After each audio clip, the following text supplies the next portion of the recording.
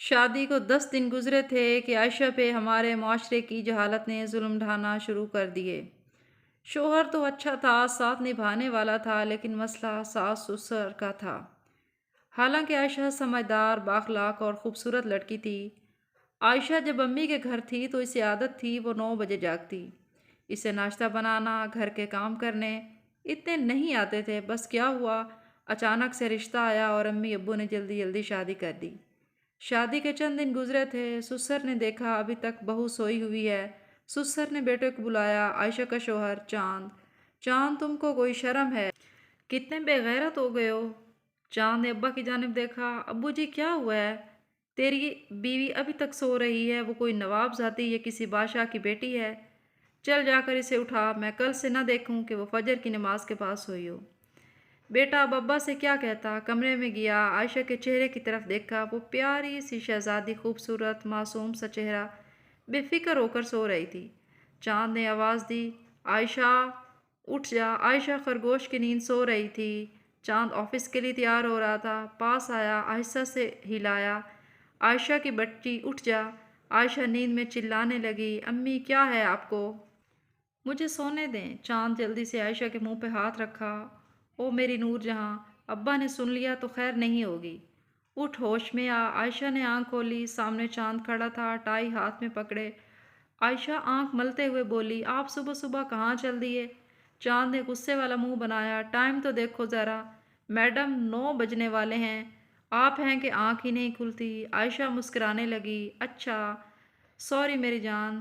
چاند پاس بیٹھا، عائشہ کے بکھرے بالوں میں آہستہ سے ہاتھ پھیرا، پھر آہستہ سے کہا: اچھا سنو، ابا جان کہہ رہے تھے کہ کل فجر تمہاری بیوی نہ اٹھی تو پھر دیکھنا، ابا بہت گالیاں دے رہے تھے۔ عائشہ اداس ہو گئی۔ چاند عائشہ کی اداسی سمجھ گیا، پیار سے بولا: میری جان، ذرا جلدی جاگنے کی خود کو عادت ڈالو، سب ٹھیک ہو جائے گا۔ مجھے پتہ ہے تمہیں جلدی جاگنے میں ذرا دقت ہوگی، آہستہ آہستہ اس گھر کی اور اس گھر والوں کو سمجھ جاؤ گی۔ تم پریشان نہ ہو، میں تمہارے ساتھ ہوں نا۔ عائشہ کے دل کو سکون سا ملا: میرا چاند میرے ساتھ ہے۔ چاند آہستہ سے بولا: سنو، میں نے تمہارے لیے ناشتہ لا کر رکھ دیا ہے، اب ٹائم سے کر لینا اور بھابھی لوگوں کے ساتھ ہاتھ بٹا دینا۔ چاند جانے لگا۔ عائشہ جلدی سے اٹھی: چاند جی بات سنیں۔ چاند نے مڑ کر دیکھا۔ عائشہ دوڑ کر سینے سے جا لگی: آئی لو یو میری جان۔ چاند نے ماتھے پہ بوسہ کیا: میری چڑیل، اب جاؤ، جا کر منہ دھو لو، کیا بھوتنی بنی ہو۔ عائشہ بہت خوش تھی، شاور لیا، پھر ناشتہ کرنے لگی۔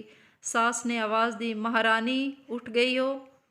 عائشہ کمرے سے باہر گئی: جی امی، تم کو کتنی بار کہا ہے جلدی اٹھا کرو، تم کو شرم ہے یا نہیں؟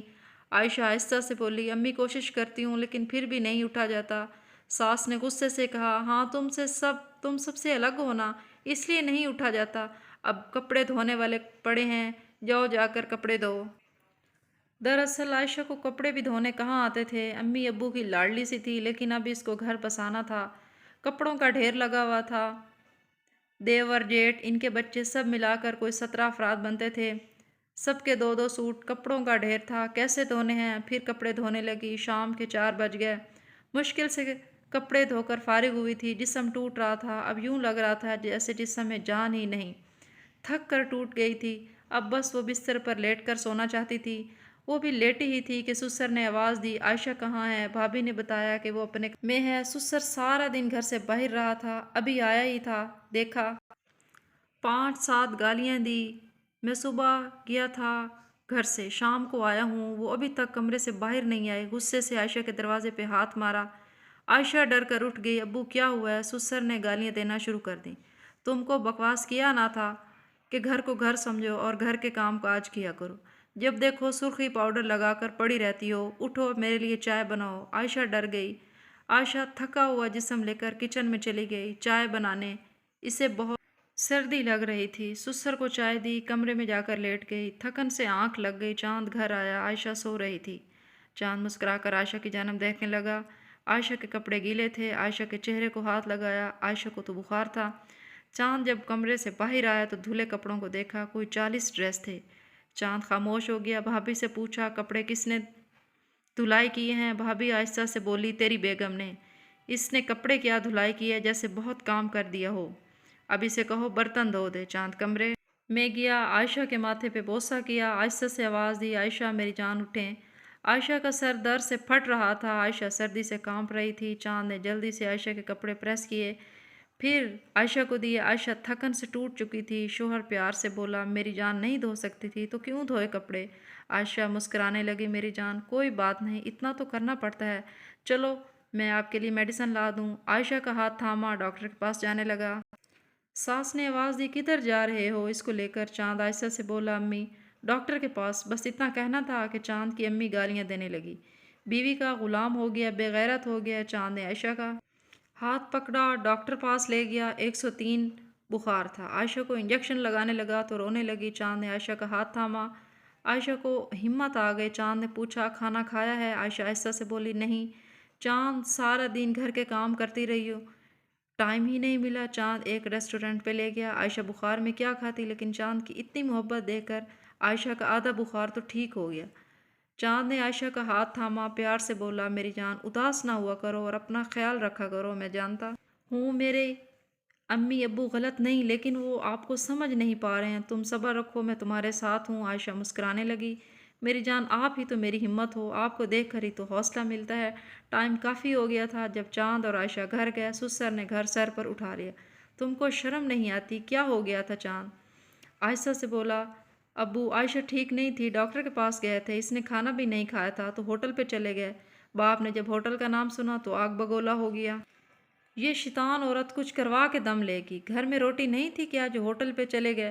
سسر کا اتنا سخت لہجہ دیکھ کر عائشہ بے ہوش ہو کر گر گئے۔ چاند نے جلدی سے سنبھالا، کمرے میں لے گیا، عائشہ کا سر گود میں رکھا، بہت پریشان تھا۔ عائشہ بھی پڑھ رہی تھی یونیورسٹی، ماں باپ نے اس لیے شادی کر دی تھی کہ باپ بیمار رہتا تھا اور بھائی کوئی تھا نہیں تو ماں باپ نے بیاہ دیا تھا۔ سب سے چھوٹی تھی، گھر میں لاڈوں میں پلی تھی، لیکن سسرال میں سکون نہیں تھا۔ وقت گزرنے لگا، نہ جانے کیوں ساس سسر بھابھی لوگ سب عائشہ کے ساتھ اچھے نہیں تھے۔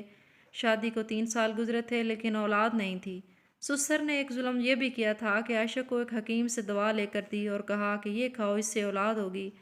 عائشہ نے چند ہفتے وہ میڈیسن کھائی، لیکن وہ میڈیسن اتنی زہریلی تھی کہ عائشہ کو خون کی الٹیاں آنے لگیں۔ جب امی کے گھر گئی تو امی نے ڈاکٹر کو چیک کروایا اور وہ میڈیسن بھی دکھائیں جو سسر نے عائشہ کو کھانے کے لیے دی تھی۔ ڈاکٹر نے سر پکڑ لیے کہ یہ میڈیسن تو بانجھ پن کے لیے دی جاتی ہیں۔ عائشہ رونے لگی، میرے ساتھ ایسا کیوں کر رہے ہیں وہ خاموش رہی اور اس نے وہ دوا چھوڑ دی۔ سسر کو جب پتہ چلا کہ عائشہ وہ دوا نہیں کھاتی تو گالیاں دینے لگا۔ اب سسر چاہتا تھا کہ عائشہ کو طلاق دلوا کر چاند کا دوسرا نکاح کر دیا جائے۔ ایک دن جٹھانی نے بتایا، عائشہ گھر میں تیری طلاق کی باتیں چل رہی ہیں۔ عائشہ بہت پریشان ہوئی۔ چاند رات کو گھر آیا، عائشہ چاند کے لیے کھانا لے کر آئی۔ چاند کھانا کھا رہا تھا۔ عائشہ آہستہ سے بولی، چاند ایک بات پوچھوں؟ چاند مسکرا کر، ہاں پوچھو نا جان، اگر میں ماں نہ بن سکی تو کیا تم مجھے چھوڑ دو گے؟ چاند ہنسنے لگا، کیا فضول بات کر رہی ہو، جاؤ میرے لیے چائے بنا کے لاؤ اور دوبارہ یہ فضول بات نہ کرنا۔ عائشہ خاموش ہو گئی، چائے بنانے چلی گئی۔ ایک دن ساس کو محلے کی کسی عورت نے بتایا کہ تمہارے گھر ہر وقت لڑائی جھگڑا رہتا ہے، تم ایک بابا جی کے پاس جاؤ۔ ساس بابا جی کے پاس گئی اور کہا کہ ہمارے گھر میں سکون نہیں ہے۔ بابا نے بھی بس ادھر ادھر کی پھینکی اور کہا تمہارے گھر میں کوئی جادو کروا رہا ہے اور بہت سخت جادو ہے۔ ساس کا دھیان سیدھا عائشہ پہ گیا، وہی جادو کرتی ہے، اس لیے تو اس کے ہاں اولاد نہیں ہو رہی۔ عائشہ اب سخت لہجوں سے تھک چکی تھی۔ ساس سسر نہ عید پر امی کے گھر جانے دیتے، نہ کسی دکھ سکھ میں۔ چاند ماں باپ کے سامنے بے بس تھا، کیا کرتا؟ آج چاند جب واپس گھر گیا تو سسر نے آواز دی، چاند بات سن، تم سے ضروری بات کرنی ہے۔ چاند پاس آ کر بیٹھ گیا۔ چاند کے چاروں بھائی بھابھیاں ماں سب موجود تھے۔ عائشہ اپنے کمرے میں بیٹھی تھی اور ٹی وی دیکھ رہی تھی۔ سسر نے چاند سے کہا، میں نے تمہارے لیے تیری بھابھی کی چھوٹی بہن فائزہ کا رشتہ پکا کر دیا ہے، میرا یہ فیصلہ ہے، تم عائشہ کو طلاق دو اور فائزہ سے نکاح کرو۔ چاند حیران تھا، ابو یہ کیا کہہ رہے ہیں آپ؟ باپ نے فیصلہ سنایا، تمہارے پاس 2 ہی راستے ہیں، یا تو عائشہ کو طلاق دو اور ہمارے ساتھ رہو اور جائیداد میں حصہ لو، ورنہ اس گھر سے نکل جاؤ۔ چاند چلا کر بولا، ابا یہ سب غلط کر رہے ہیں آپ۔ عائشہ آواز سن کر باہر آئی، دیکھا سب اکٹھے بیٹھے تھے۔ چاند نے پوچھا، کیا میں جان سکتا ہوں عائشہ کو طلاق کیوں دوں؟ تو ساس گالی دے کر بولی، جادوگرنی ہے وہ، اس لیے تو اولاد نہیں ہو رہی اس کے ہاں، اور ویسے بھی وہ ہم میں گزارا نہیں کر سکتی، ہم اسے اپنے ساتھ نہیں رکھنا چاہتے۔ چاند عائشہ کی جانب دیکھنے لگا تو عائشہ اداس اور بے بس کھڑی تھی۔ چاند کے قدموں کی جانب دیکھنے لگی۔ چاند آہستہ سے بولا، ابو، عائشہ کا کیا قصور ہے؟ باپ چلا کر بولا، تم طلاق دے رہے ہو یا نہیں؟ چاند خاموش ہو گیا۔ چاند نے پوچھا، اگر میں عائشہ کو طلاق نہ دوں تو باپ نے گالی دی اور کہا، پھر میں قرآن پہ ہاتھ رکھ کے کہوں گا تم سے میرا کوئی رشتہ نہیں ہے۔ چاند تڑپ اٹھا، ابا جان ایسا نہ کریں۔ امی، آپ سب ایسا کیوں کر رہے ہیں؟ چاند نے سب کے سامنے ہاتھ جوڑے، عائشہ بہت اچھی ہے، آپ اسے ایک موقع دیں۔ باپ نے جائیداد کے کاغذ نکالے اور کہا، لو یہ گھر اور 150 ایکڑز میں تمہارے نام کرتا ہوں۔ عائشہ کو طلاق دو اور فائزہ سے نکاح کے لیے ہاں کر دو۔ چاند نے فائزہ کی جانب دیکھا، مجبور ہو چکا تھا، ایک طرف ماں باپ اور دوسری طرف عائشہ۔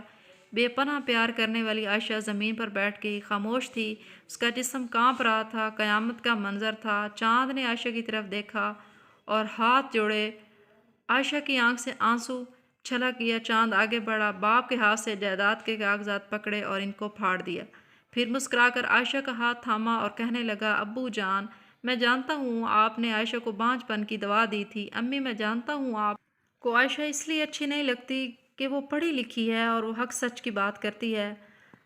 آپ نے ایک کافر بابا کے پاس جا کر پوچھا، ہمارے گھر میں سکون نہیں ہے، اور اس بابا نے کہا جادو ہے گھر میں۔